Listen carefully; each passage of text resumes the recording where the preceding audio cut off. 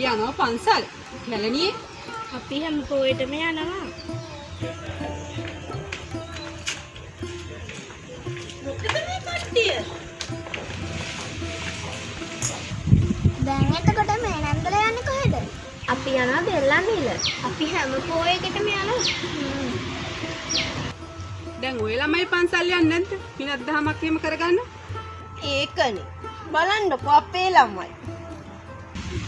අපි කියන්නේ පන්සල් තමයි නන්දේ. ඈ මේ හරිය පන්සලක් නැහැ. ඒක තමයි මේ හරිය පන්සලක් නන්නේ. පන්සලක් තියෙනවා අයියේ. එන්නකො පෙන්නන්න.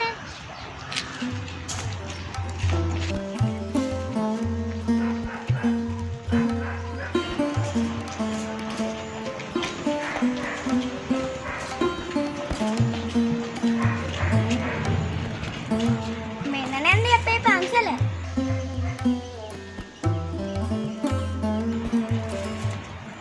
අපි ආවේ අපේ පන්සල අත ගන්න.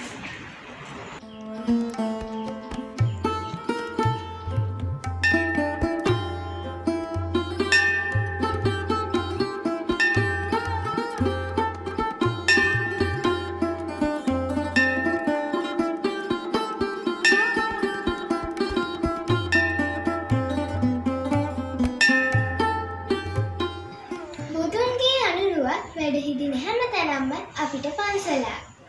හන්දියේ බුදුමැදුර අපි පිරිසිදුවට තබා ගනිමු.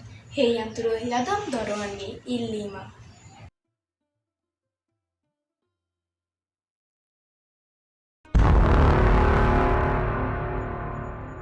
යදම් යකඩ හයියෙන් මිනිසුන් වෙනුවෙන්